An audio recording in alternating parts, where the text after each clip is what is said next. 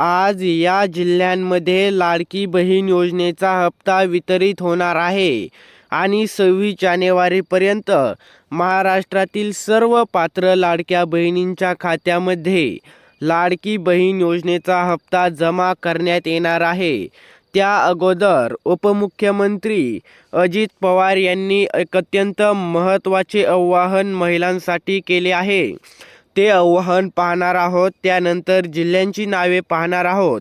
तरी ती पाहण्या अगोदर चॅनलवर नवीन असाल तर आपल्या चॅनलला आत्ता सबस्क्राईब करा, जेणेकरून तुम्हाला येणारा नवीन लाडकी बहीण संदर्भातील व्हिडिओ सर्वात अगोदर पाहायला मिळेल। तर महिलांना ही राज्य सरकारद्वारे विनंती केली जात आहे की ज्या महिलांचे आधार कार्ड त्यांच्या बँक खात्याशी लिंक नाही आहे, त्या महिलांनी आता लवकरात लवकर त्यांचे आधार कार्ड बँक खात्याशी लिंक करायचे आहे। ज्या महिला हे काम करणार नाहीत त्या महिलांना आता लाडकी बहीण योजनेचा 7वा हप्ता मिळणार नाही। महिलांसाठी अत्यंत महत्त्वाची बातमी अजित पवार यांनी सांगितली आहे। जर महिलांनी या आवाहनाचे पालन केले तरच महिलांच्या खात्यात आता 7व्या हप्त्याचे 1,500 रुपये येणार आहेत। तर महिलांना एकच विनंती आहे की त्यांनी त्यांचे आधार कार्ड बँक खात्याशी लिंक आहे का नाही ते लवकर तपासायचे आहे।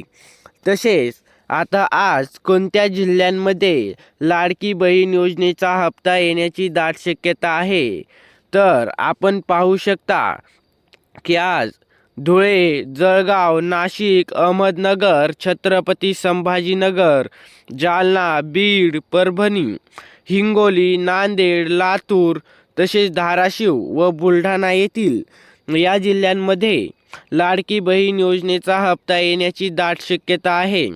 कारण की या जिल्ह्यामध्ये पाहायला गेलं तर पडताळणी सुरूच आहे, मात्र आता या जिल्ह्यातील पडताळणी पूर्ण होण्याची देखील सांगण्यात येत आहे। या जिल्ह्यांच्या पडताळण्या पूर्ण झाल्यानंतर सर्वात अगोदर या जिल्ह्यांना लाडकी बहीण योजनेचा हप्ता मिळू शकतो।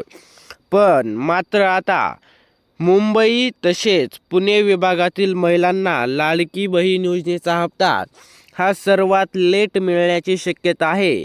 कारण की नुकत्याच आलेल्या बातमीनुसार पडताळणी सुरू असता एक महिला जी की बांगलादेशी आहे, त्या महिलेने लाडकी बहीण योजनेच्या हप्त्याचा लाभ घेतल्याची बातमी समोर आलेली आहे। त्यामुळे पुणे आणि मुंबई विभागातील आता पडताळणीला वेग आलेला असून तेथील संपूर्ण पडताळणी झाल्यानंतरच त्यांना आता लाडकी बहीण योजनेचा लाभ मिळणार आहे।